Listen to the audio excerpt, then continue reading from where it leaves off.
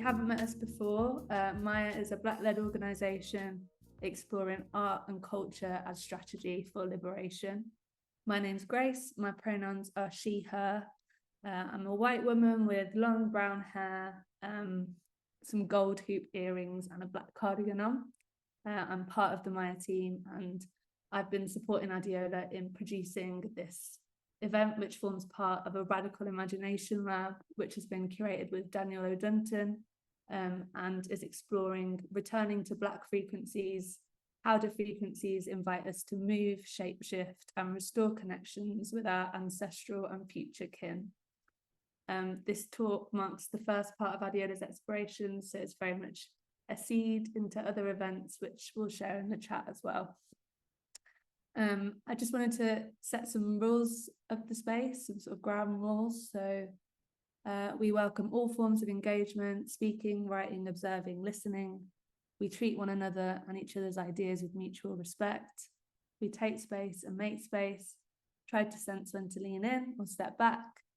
We start from the basis of assuming people have good intentions, check in with ourselves and what we need. Please don't feel the need to share if you're uncomfortable, and we acknowledge harm and make space for grace.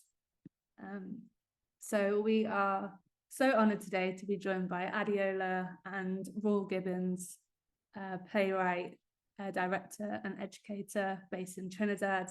I'm just going to read Rawle's bio and then I will hand over to you, Adeola. So born in Belmont, Trinidad and Tobago, Rawle Gibbons is a playwright, director and educator. He has taught at the School of Drama, Jamaica, with Mr. Dennis Scott, and at the University of the West Indies, St. Augustine, as the founding coordinator of the Centre for Creative and Festival Arts. His directing and devising credits include C.L.R. James's The Black Jacobins, Temple in the Sea, Shango Tales of the Orisha, Derek Walcott's Drums and Colours, and Nation Dance, The Pilgrimage. He has published 2 volumes of his plays, A Calypso Trilogy, 1999, and Love Trilogy, 2012. In 2014, Rawle Gibbons founded Caribbean Yard Campus, a network for the development of indigenous Caribbean education, and he currently leads on that project. So yeah, thank you so much. It's an honour to have you both with us today, and I'll hand over to you, Adeola.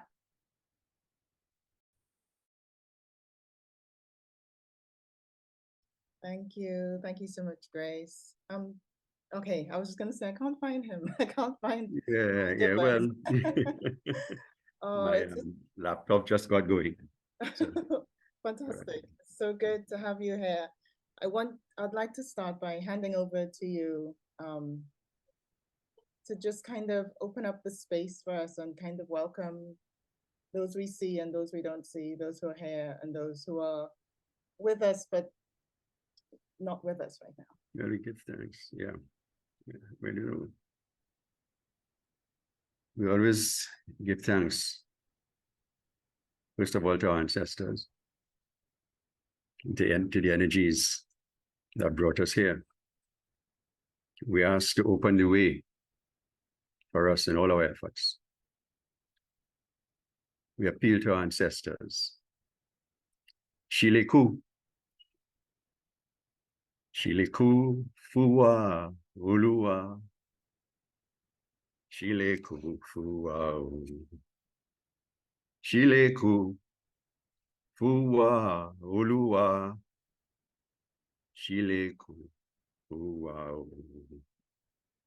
Iwaloniwa. Ilawoniwa. Mashedawanu. Shileku.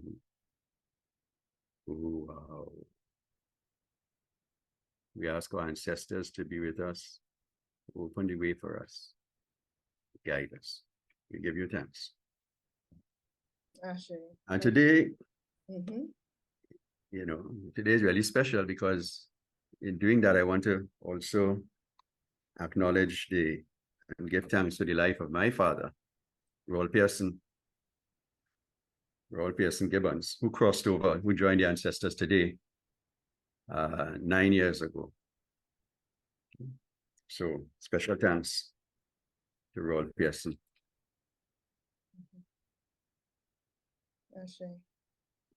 You've heard the introduction, those things and so on. But I was thinking in doing this how special this occasion is, you know, how privileged I feel, especially today being what it is in relation to my own father. And I remember this morning I was recalling while I was doing my own invocation, how many of my own colleagues have passed really before their children came of age to be able to do this kind of, have this kind of conversation with them, you know. And how many of my colleagues who have children who came of age but didn't have the interest in what they were doing to have this kind of conversation. And how many of my colleagues who had no children. So it's really very special for me. And I want to, you know, thank Adeola, thank you all on the team for this occasion. Yeah. I feel very naked, of course, but here I am. Oh, Daddy, thank you. That's really beautiful. And I have to also just add to that it's, you know, for me, it's a real honor. You know how I feel about you and how I look up to you and your work. And to be able to share that in a public space is really special as well. You know, so thank you for allowing this to happen and making the time in between time to engage with this. Is the lighting working? Yeah, we can see you. Okay. All right. Yeah. Okay. So first of all, Daddy, congratulations on your new publication, the traditional enactments of Trinidad, with the move to the third theater. I know that's recently been published, so congratulations on that. For this, you know, we're going all the way back to 1998 when you published the Room to Pass, Carnival and Caribbean Aesthetics. And of course, I read it a long time ago, and I read it again this week. And it was really, really moving for me. And I feel like it's still so relevant in so many ways. I have it in front of me, actually. And I wanna just kind of start with how you started. Do you mind if I read a bit of it, or will it make you feel weird? Sure. Yeah. Okay. It would remind me of it too. Okay. So it starts by saying, a woman aboard a slave ship in the mid-Atlantic swears one night to fly back home. Next morning, she's gone. One of the countless suicides of the Middle Passage, one of the weaker ones who died on the way, or one who, through the act of rebellion, freed herself. Her companions recount, Aye, Ame, Ame Fosoke, Ame Da Mura, Awao. Yeah, Ame. Yeah, Ame. Yeah, Ame. Ame Fosoke. Ame Damura, Awao. Ame Damura, Awao. Ame Damura, Awao. Ame Damura, Awao. Yeah, that's how Tiger gave it to me. Growling Tiger. You know? And he was interesting himself, because you remember I wrote this biography of Growling Tiger. Neville Marcano, he was a Calypsonian back in the 1930s, so on. But I was fortunate to speak with him and to interview him before he passed, of course. And he grew up in a place in Trinidad, in central Trinidad, called Caratal, and also in the north of Trinidad, in Diego Martin. And each area had its own history of African occupation, residence. In Caratal, he had Congo influence, and that was his maternal influence. And in Diego Martin, he had the Yoruba influence, which was his paternal influence. Right? He was a descendant from both Congo and things. So when he was in Diego Martin, he was told by an old African, an old Yoruba descendant, about this song. We've never heard it otherwise. It's never been recorded. He was the only person that we heard that from, and he got it directly from this African, this Yoruba person. And it talks about Ame, who was a Yoruba priestess, being taken on board the slave ship, and how she asked, that's what he said. She asked, where were they taking her? Where is she going? Right? And when they couldn't give her a satisfactory answer, she, as they say, leapt in the air and went back home. Of course, the notion of going back home, stays with us all the time. It runs throughout the narrative of slavery, the enslavement. It's return to Africa, right? Because we don't see the death is simply a transition. Okay, and going back home is not necessarily and even going back to Africa is a metaphor for the return of the soul to its place of origin. Okay, so going back home, not necessarily going to land in the village in Africa, right? Evidently, right? It's a return to the place of origin. So yeah, that was the story, and of course, her companions sang this song, celebrating her. Other people would have attempted or even committed suicide during the course of the journey. Other people would have died. Other people might have resisted it. But there was something in Ame's resistance, in her rebellion, that provoked this invocation, right? They felt had to be commemorated. It was so important. Yeah. So it was handed down. And yeah, so that's where the story, that's how it came about. And I try to keep that song alive, as it were. Yes. Yeah. Sorry, I interrupted you when you started with just oh my the song God. itself. No, this is perfect. This is just what needed to happen for real. I mean, I didn't know the tune. So to hear it Right. to hear it sung really does something else as well. So Ame jumped up, disappeared, Ame gone home. Yeah. And then you kind of link. Maureen Warner, you remember Maureen Warner Lewis? She's the one who gave me in fact, she confirmed, because Tiger gave his translation of it. And Maureen Warner Lewis is a linguist. All right. She worked in Africa. She's retired now, retired professor at Mona, UWI Mona. And she confirmed the interpretation, the translation that Tiger gave. So that was something. That is something, actually, because I'm thinking about like how we get things from memory, things passed down, but it's not always the meaning that we carry, the things that we get handed down with. The meaning that we carry is not necessarily the original meaning of the thing, because of our experience and how things become precious as remnants. The other thing about the Ame story for me is that a lot of our history, when we talk about rebellion, most of it is located in among men. We have the Toussaint, we have the Châteaubriand, and we have all of them. They're the thing. And Ame was a woman,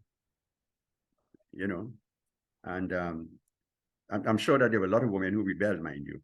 I'm saying, but not so few of them are in fact recorded. You know, and you know, I recall when doing that paper, because I looked at it again. When you said you wanted to do this thing, I just kind of refamiliarized myself with it. Mm-hmm.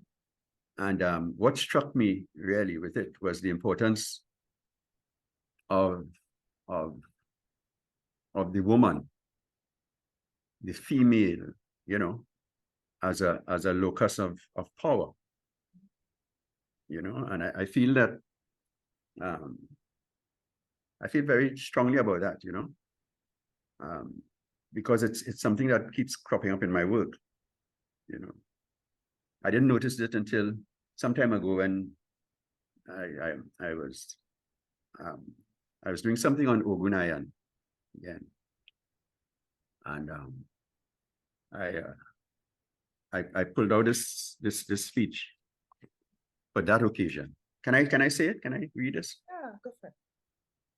Huh? Yeah.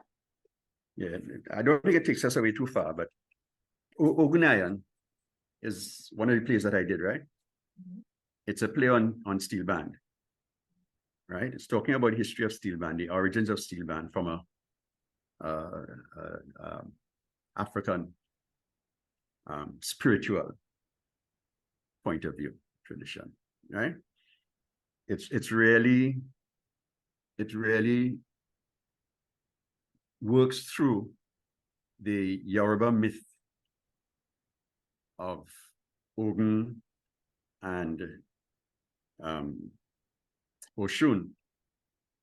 Can you explain, just for those who don't know? Well, Ogun in the Yoruba story, right? Ogun goes into Ogun retreats. Ogun is the principle of the energy of war, and action, and creativity, right? Most Orisha have their own duality, their own internal duality. Okay. So Ogun is that, and Ogun retreats from the world. And in retreating from the world, it means that civilization cannot progress because Ogun is creativity, Ogun is in a mechanical way. Ogun is the making of things, right? So everything that is made of iron, which is Ogun, gets rusty and so on and whatnot. So the Orisha, all the rest of Orisha, try to persuade Ogun. This is in the story. They try to persuade Ogun, not in the play, but in the story, the original story. They try to persuade Ogun to come out of the forest. Okay.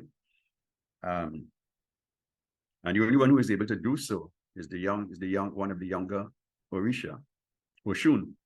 Oshun seduces him into coming, right? She uses honey, miel in Spanish, right? She uses that.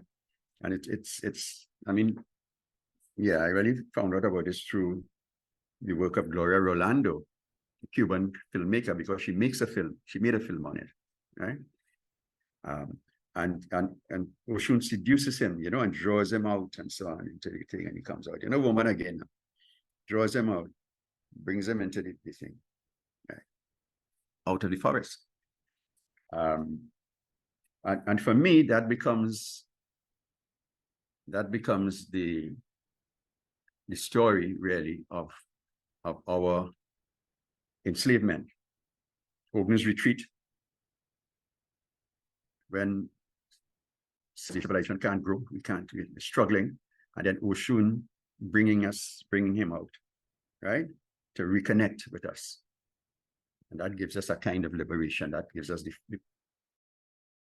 platform for it, right? So that is the, if you wish, the not just the mythical, but the philosophical, really, context of the thing. But anyway, so this is, they're making the pan. The pan comes out of Ogun, it's iron, right? The activation of Ogun, right? Ogun and Shango, because Shango is fire, right? So Ogun and Shango, who are always in conflict, right, come together through Oshun now, okay, to make this thing called pan happen, right? It can't happen without their coming together. So this is what we from our New World experience bring to the myth?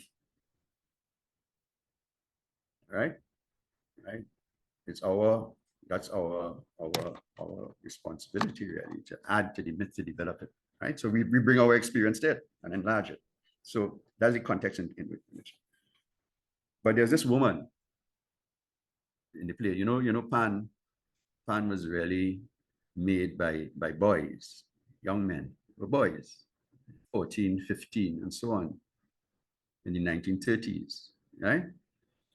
And we see the work that produced Pan as part of a continuum of struggle, all right? And in that continuum involves Canbrule, it involves the Butler riots. Uriah Butler was a labor leader in the 1930s. The 1930s was a very important period in the Caribbean, right? Where we had, you know, mass movement, mass rebellion against the established classes, really. I mean, through labor, because the emergence of the labor unions and so on in that time, and all over the Caribbean.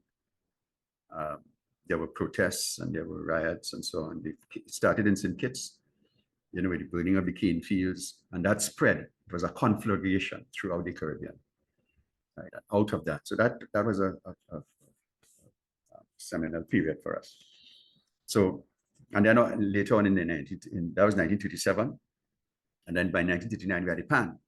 So, but in the play now, so there's this woman who doesn't speak.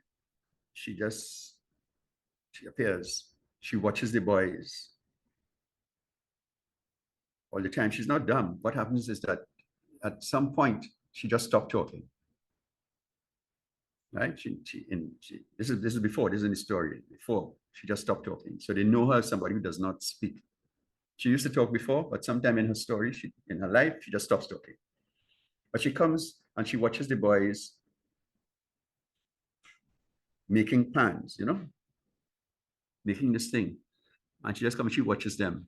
And they're wondering what she's called Irene, Shango Irene, I think. Shango Irene. And she's just watching them, and she would go. They try to interact with her and she leaves. She doesn't say anything, so on. And one day, but a manifestation comes, because that's how the play goes. The play works through the energies of the Orisha, right? So one day a manifestation comes and tells the boys that the manifestation points the boys to her. By manifestation, I mean the energy makes itself known, right? And points the boys to her for what it is they're doing. They're trying to solve something. So they go to her. One of the boys approaches her, and she just pulls back and she leaves. And then they return to their work, and she comes back. So the boys are Kanga, Bembe, and Kata, right? They don't matter, just. So the boy say, fellas, when he noticed that she's back and she's on the hill, just the ridge, just above them, they're down in the dry river. And another one says, Kanga says, you want a seat, Miss Irene? And she says, first time she says anything, she says, I ain't sure. She said, you all able? They say, able with what, Miss Irene? She says, shh, shh. If they only know where it is, they will try to thief it, to out it. They still vex, you know. Butler beat them. Trouble, trouble, trouble to find him. Look how he had them from country to town. And when they do find him, it's gone. They still vex. And they're searching. So watch them. Watch out for them. When they say, one of the boys say, we watching Miss Irene. See? And then she says, and if you find what you're looking for, you think you're able? You is just boys. Any of you could carry the weight, that weight, like a woman. And the strong fella says, I, Bull, could carry anything a woman could carry. And Irene say, it's a muscle. We just bring children. We know what it is to tote tomorrow. And when time bursts through your bones like bamboo, the scream it brings, we know it's just the beginning. Butler was a big man when they called him. And before the captain had class and color on his side. Maisie Prince's son, as one of the boys. You were able to put the weight of history around your neck and walk. And it goes on. The point I'm making is that the woman, womanhood has always been, I feel, for us, a locus of power. But it's not a power that we pay attention to or give account for and so on. But it's always been there, So I suppose there's army still.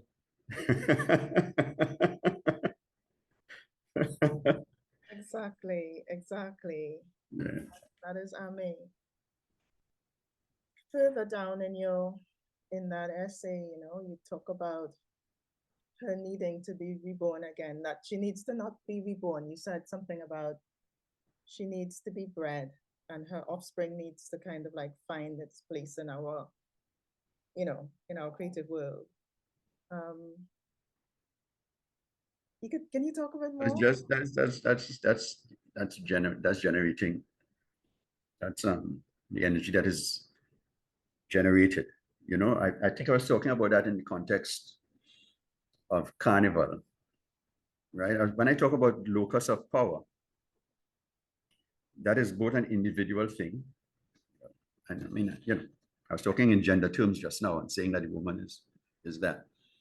And I was saying that even more so than the man, because of the fact that the woman brings men into the world. Men don't bring men into the world. Right? The woman brings the men into the world. Right? The men would help with the shaping of the individual. Right? So I was talking about that primal power, or that primal agency, right? That the woman has. But there were also, I think I referred to in the essay, other loci of power. Okay, and another one of them was Carnival. Right, Carnival, the festival itself as an event, as a locus of power. And by power, I'm talking about the capacity for transformation. Right? So the concept of her breeding is connected with that Carnival image.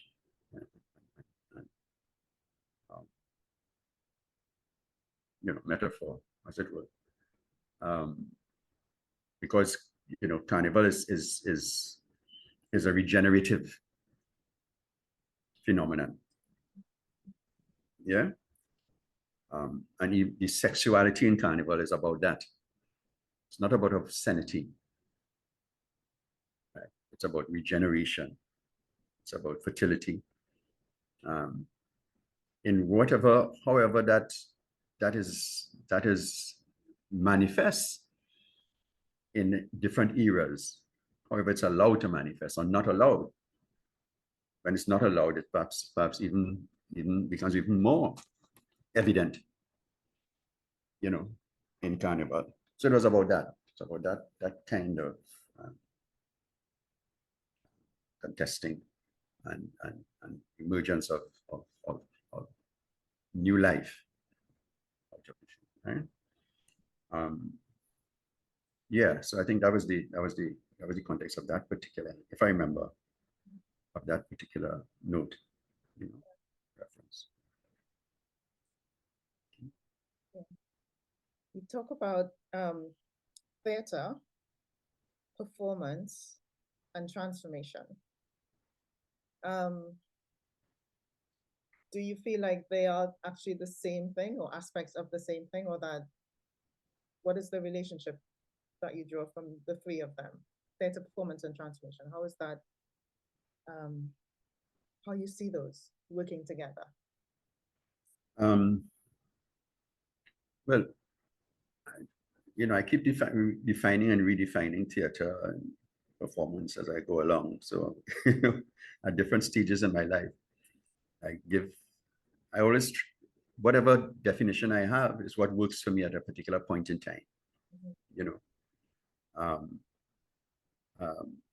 and so generally, when I'm talking about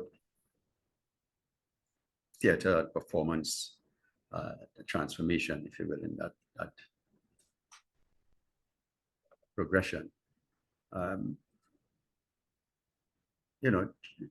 transformation remains the objective, really, of all of them,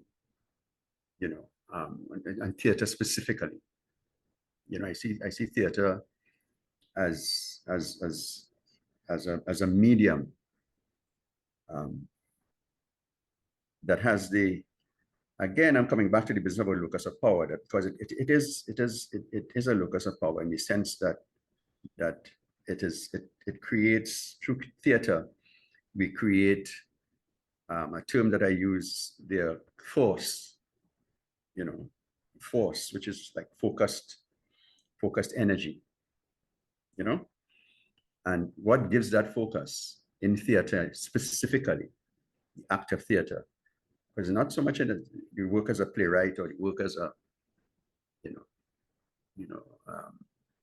you're painting, so much, but it's the collective agency of theater, when people get together to perform. I think that there's a force that happens, right, that comes about through that, and it works both. It works in an interior way, right, in the sense that it happens among the participants, something that they share, an energy that they share, and that energy then extends to what they bring that to a wider public. And I think that's something very special, very special for theater, and in that, of course, is the capacity for transformation, both in the internal sense and what can happen as a result of it. Yeah.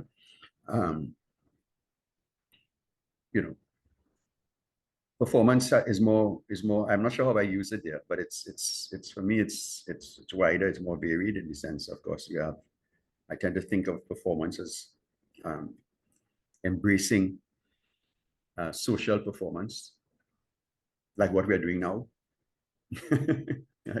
Okay. Performing interviewer and performing interviewee.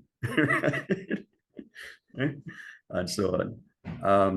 Social performance, ritual performance, and aesthetic performance, which is where theater comes in. So, as I said, I don't know how I treated it in that particular thing, but I tend to categorize, if you will, the performance in that broad sense of the word, much broader sense than it, Like the kind of feelings that come up for me when I was reading this piece. I felt very, very moved by it, and it could be obviously because of where I am now, what's happening in the world, some of the ways in which you kind of feel helpless and like you have no agency, actually, although we recognize that we do have agency. And then reading your work, kind of remembering this idea of the body and our own sort of like indigenous rituals and what enactments and reenactments and resistance looks like. And, you know, it just kind of helped in a way to give a kind of hope to to our kind of bodies, our just tangible bodies. Yeah, I think that was the, you know, I remember when I looked at it again, there was a statement there about I guess that was at the onset of this whole neoliberal era, right? You know, the sort of, we were talking about globalization and the domination of, you know, American culture and all the rest of it. I suppose that was coming more to the fore because that has been so for a long time, I knew. But the whole neoliberal dominance and imposition, really, of that neoliberal ideology, I think was trying to deal with and to say that it doesn't have to be so, you know. And I was saying that our forms of resistance, and there's why I talk about, and something I need to go back to, you know, because in looking at it, I realized I was onto something there that I expressed in terms of those loci of power that I think I perhaps I need to go back to. Because I talked in it about Carnival as a locus of power. I talked about maroonage, right? And I remember that I remember situating those loci and saying that, look, and because it's all ancestral, it's all ancestral, right? And we can't, if we lose that, then we're at sea. I mean, that's the bottom line, right? We've got to remain in touch with our ancestors, right? Understand what it is they have done and understand our responsibility in relation to that. And that is the guide, okay? So I remember at that stage, I had regarded as the loci of power, ancestral loci of power, certain spaces, right? Coming into slavery, this white enslavement thing that we had to go through, MAFA. And I identified those three spaces, right? One was the bush, because in maroonage, people had the recesses. They went to the recesses in the forest, right? Where you didn't have those retreats, those recesses, people, you know, they had to remain on the plantations. All right, but that was those areas. So it was that I identified as a locus of power that we go back to. The second was the yard, because even within the plantation, you had what they call the slave yard, right? Where the enslaved people were housed and where they developed a different life. As limited as it was different enough. And you know, all the documents that we have show not only how different it was to the planter's life and so on, but how curious they were about it. You know,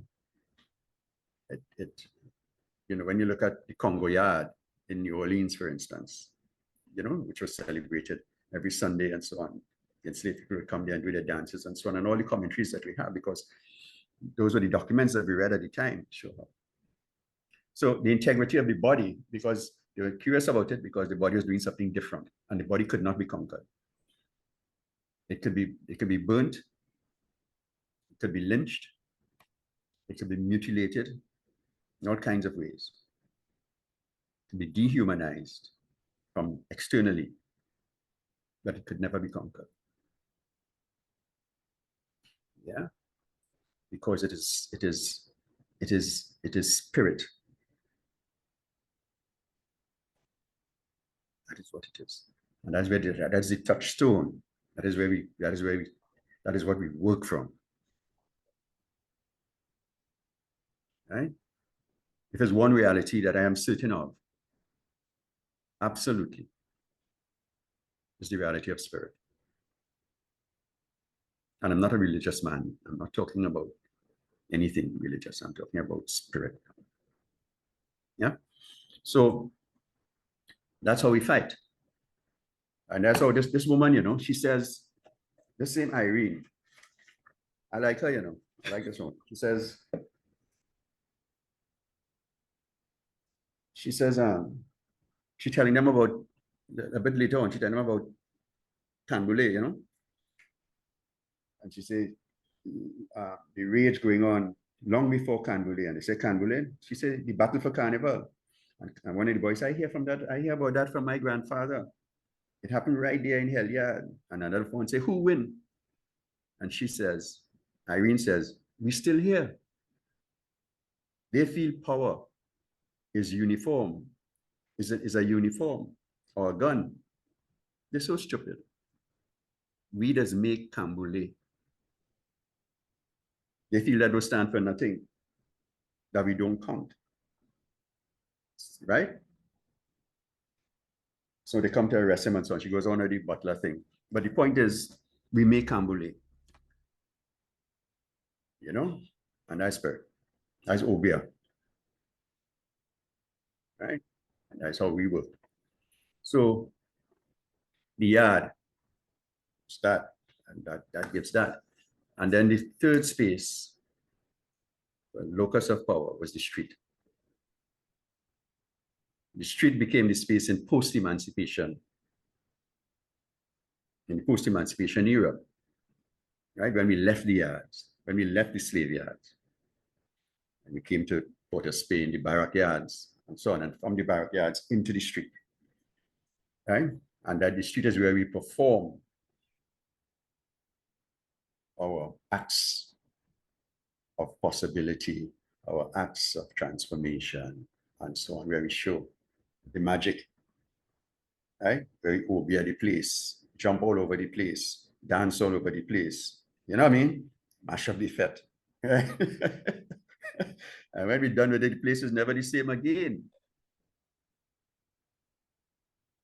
Right? When you throw carnival in any city, I don't care away, in any city, you trade among them Israel people. Anywhere you trade, it will change the place. Yeah. So we have to see it as power. Right? And we have to see ourselves as being invested with that. Right? It's not about, you know, the domination of anyone. It's a different kind. Right? It's a power that recognizes, which is the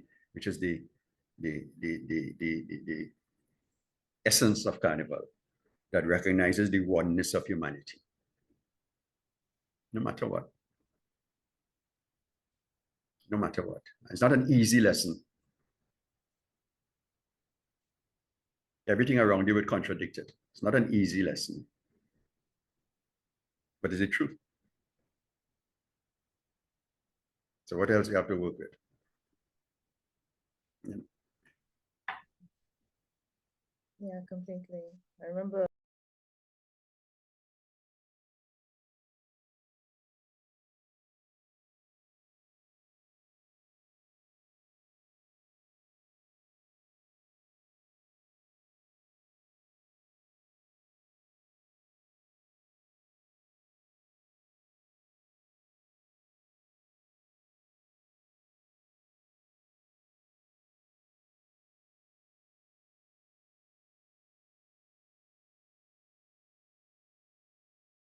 what you talk about, but it's the body, you know, so like the singing, the voice, the gospel that, you know, I was listening to with my youngest, the Taran, and he was saying, why are they screaming? Why are they angry? And I'm like, that's not anger, you know, that's pain, you know, it's coming out like that. And couldn't help but notice the relationship between that and how we play mass, how we play in the carnival, how we dance in the carnival. And so while we are transforming the streets, staining the streets with blue or mud or glitter, we're also transforming ourselves, you know? Yeah, that's right. That's right. And part of transforming that space is transforming the people in the space. Yeah. They're not the same. And I mean, you remember Kitchener's Calypso?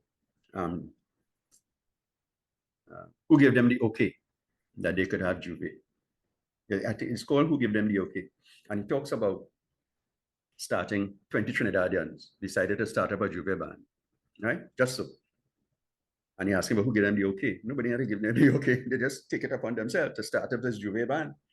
We're from Trinidad and we come to play. Let them say that we mad because we start Juve, but tell them any Yankee man who try to stop this Juve band, it go be bacchanal today on the parkway. It is. But what he talks about, what he shows in this calypso, is how the people who were taken by surprise eventually come and join the band. You know, so they start off with this 20 of them, and then by the time they come down, it's hundreds. That is the transformation that happens. When people come in contact with Carnival, and we see it, it's just that we don't understand it as a power. When people come in contact with Carnival, it transforms them. They become devotees to this God that we have rebirthed, you know, in mass, right? The thing that they don't leave it. They become addicted. Start coming every year, whether it's to play pan or to jump in the band or whatever it is. So that is an energy on which we have to trust and know that it's real. Yeah. Okay. I feel like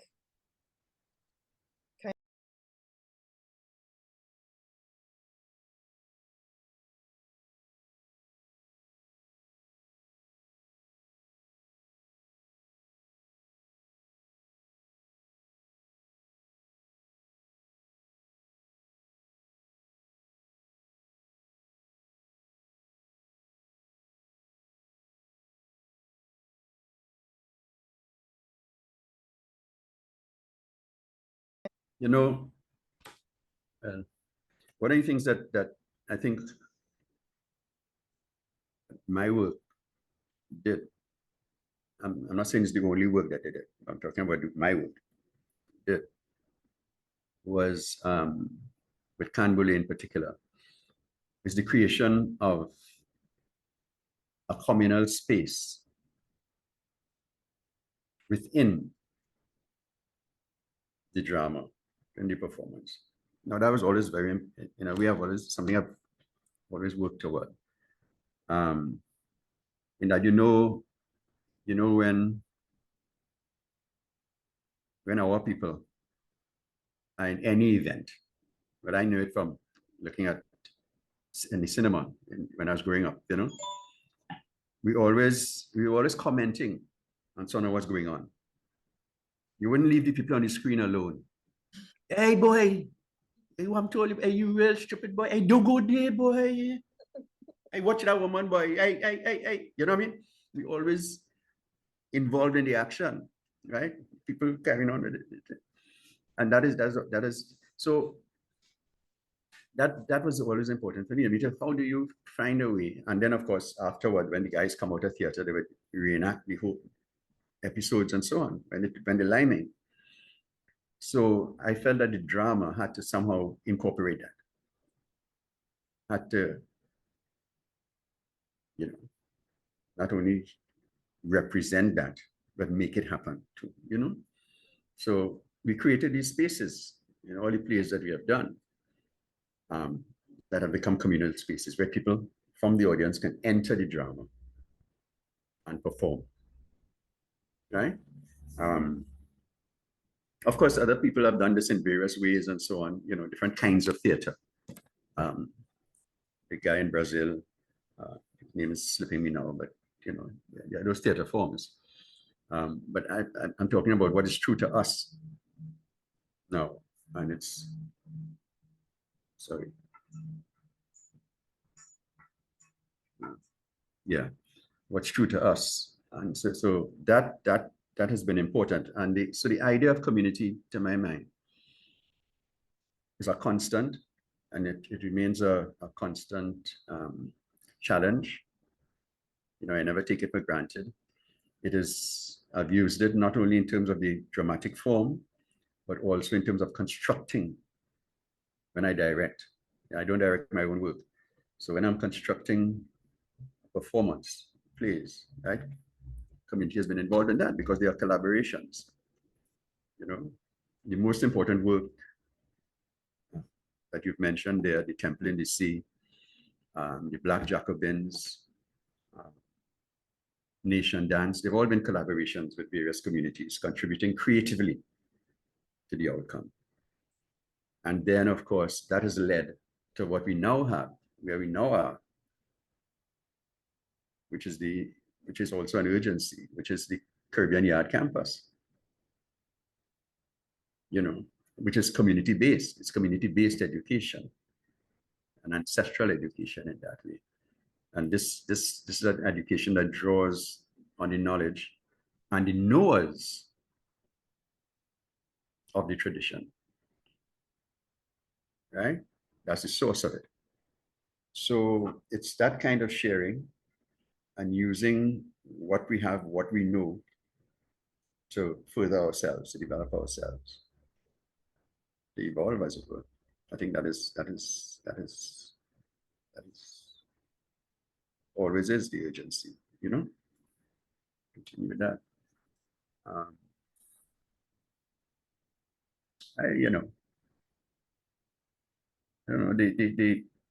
I suppose I should say too, because what we're working on right now, and when I say we, that's a group of us, is also, I would consider that the urgency in a way, because it's really about capturing the memory of the practitioners ourselves of the 70s. You know, when I started, I said there's so many of my colleagues and friends had passed that generation who weren't fortunate enough to have children to speak to them. And that is an urgency now. You know, so we have our new project. There's a group of us from that period: Kendall Hippolyte, Robert Lee, Honor Ford Smith, Eugene Williams as a core, and of course we'll extend it. But we are gathering the memories together and documenting it in a book, new book that we want to do. And this book will be based not so much on the drama, but on the theater, on the productions, because there's a whole narrative in the productions that's not found in the drama. You know, it's easy to go to the play script and say, well, this says that and that says that. But the production is a more difficult thing to recount and to document, you know. But we've created that. So we're putting that together. It's called Staging the Caribbean. And we are sharing our own narratives of those productions right now, and trying to find a way in which we can put it down, you know. So that's urgent, because we won't be around for too long.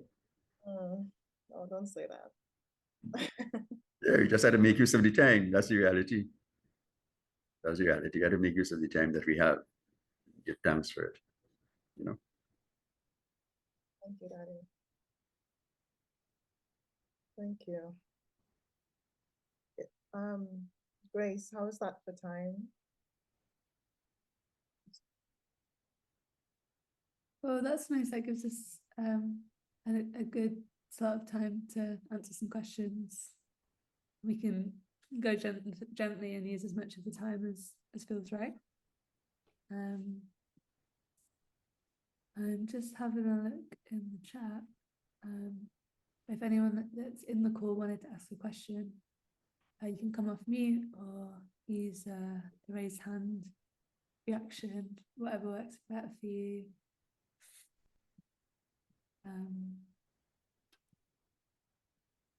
I think there was quite a straightforward question, which is, how can I read your essay, Room to Pass? Where can I read it?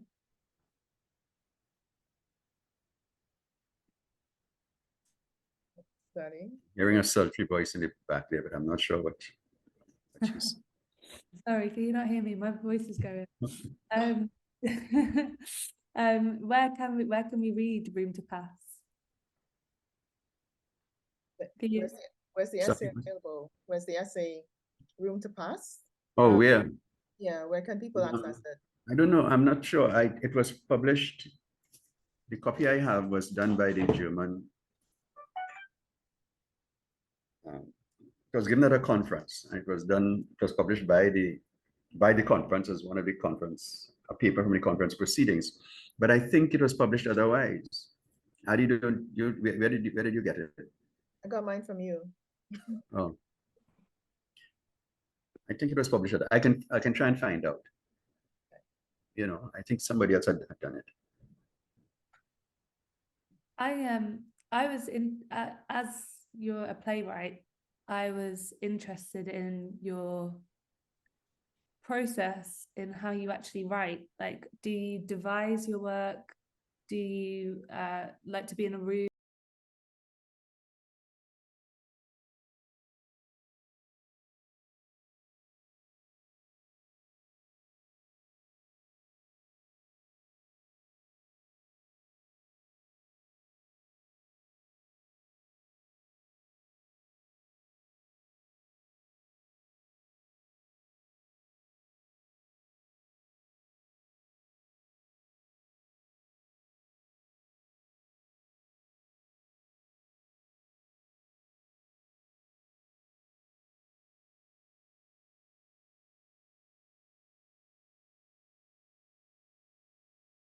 A lot of that, but I don't call it my work.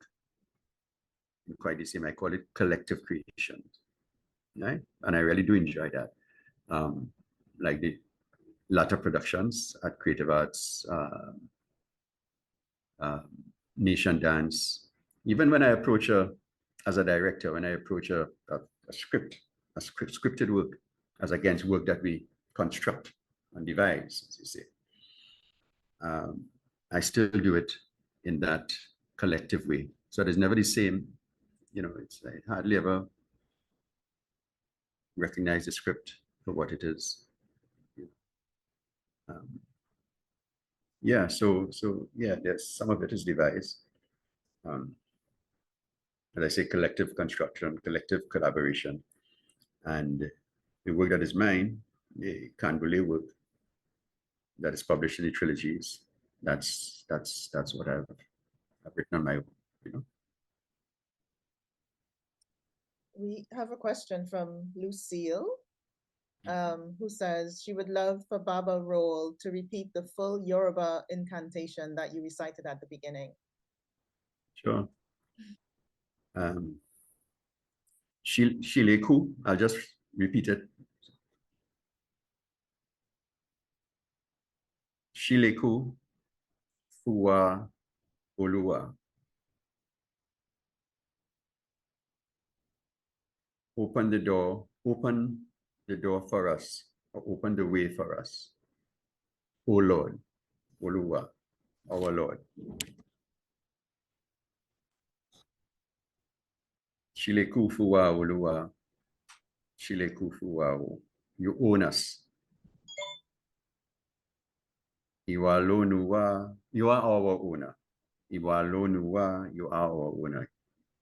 Iwalonu, you guys repeated. Iwalonuwa, Iwalonuwa, Mashedawanu, do not forsake us. Shileku, Fuwa, open the door for us, open the path for us. This is the translation I was given. Shileku Fuwa, Shileku Fuwa. Just repeated, open the door for us. Iwaloniwa, Iwalonua, you own us. Mashedawanu, do not forsake us. Mashedawanu. and then Chile Kufuwao. And you know how we got that chant? We got that chant through when Funsho Ayegina, who is a Yoruba speaker and a friend of mine and colleague at UWI at that time, we were doing a research project on Orisha together. That's been published somewhere. And our spiritual mother, Melvina Rodney, right? She's my spiritual mother, his spiritual mother. She sang that for us. She was singing, and he recognized it immediately. At that time, she went to Nigeria afterward on a visit. She visited Nigeria, I think, twice afterward. But at that time, she hadn't been to Nigeria. But she had got that chant from her spiritual father, who was Ebenezer Elliott, Panisa. He's written about, there's a book on him, what's the name, published it. I'll come back to that. But Ebenezer Elliott, who was a very powerful Orisha priest. That was her spiritual father, had given her that. And who he got it from? His spiritual mother, who was called Ma Diamond, who came straight from Africa. All right. So here you have, and this is the wonder of these things, you know. Just like the chant, the Army chant from Tiger, from Growling Tiger. We see the strength of the oral tradition. And these things don't appear in the literature of the day. They don't appear. They're kept. They're kept sacred and whole. Because as I said, my friend Funsho Ayegina was able to identify it and translate it one time. He said it's Yoruba. So that's kept handed down from generation to generation. I think that's really important to say, and I think I want to kind of speak around that to just kind of clarify that, you know, a lot of the times in Trinidad, we have these oral things that we say and we don't necessarily know the meaning of it. We say it and we sing it and we dance to it, but we don't necessarily know the literal translation of it. So when we say these things and then someone who speaks Yoruba understands it and can help us understand it, so we may know the sense of what it is, we may not know the word-to-word translation of it, at least in the past. And I know it's still so.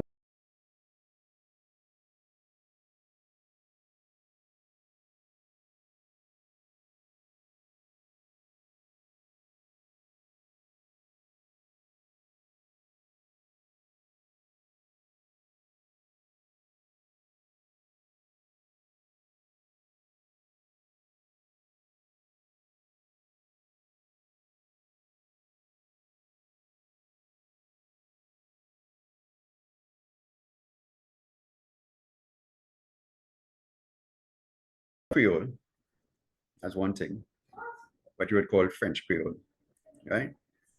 But also there were different languages here, African languages, right? So some references would not be to Yoruba. Some deities belong to Congo, you know, or to the Rada people, and so on. And then there's the interference, if you will, of the Creole. But there's also, in so much of the traditions and in the oral tradition, the evident masking. All right, so that sometimes people will deliberately slur, right? Because they don't want you to actually hear what they're saying and interpret what they're saying. You know, there are all kinds of ways in which people mask what it is they have. Sometimes they will tell you, well, you know, I know it is that mean, that I mean so and so and so, or I mean not, but they know.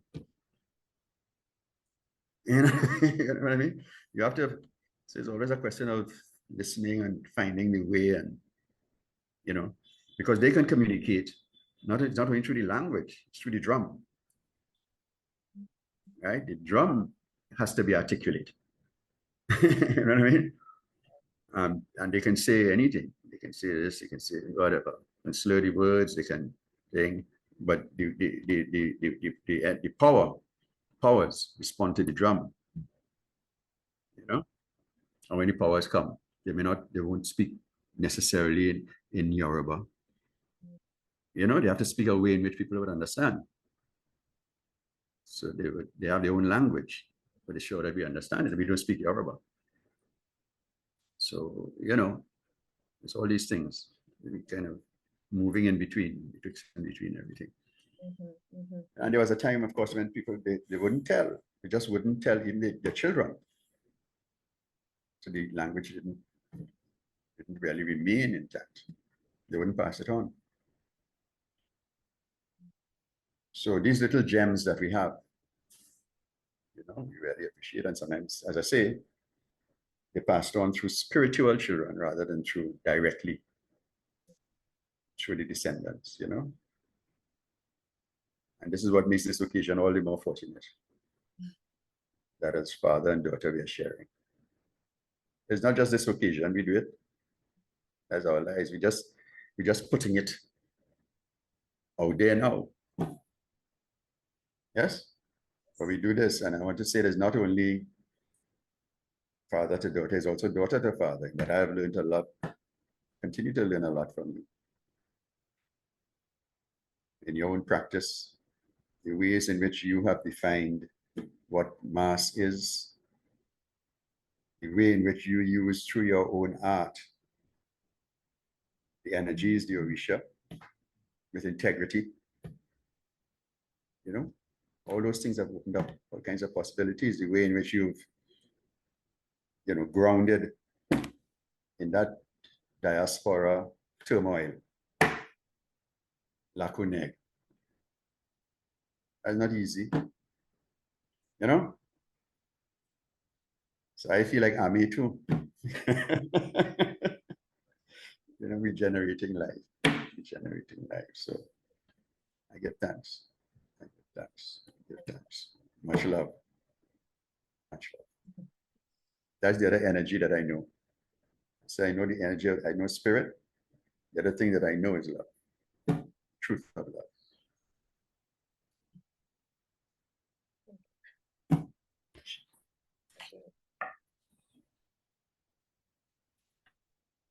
Thank you, Daniel. We done? I feel so. I'm just waiting on Grace to confirm. I just wanted you to have your moment because it was so beautiful to witness. I didn't want to interrupt.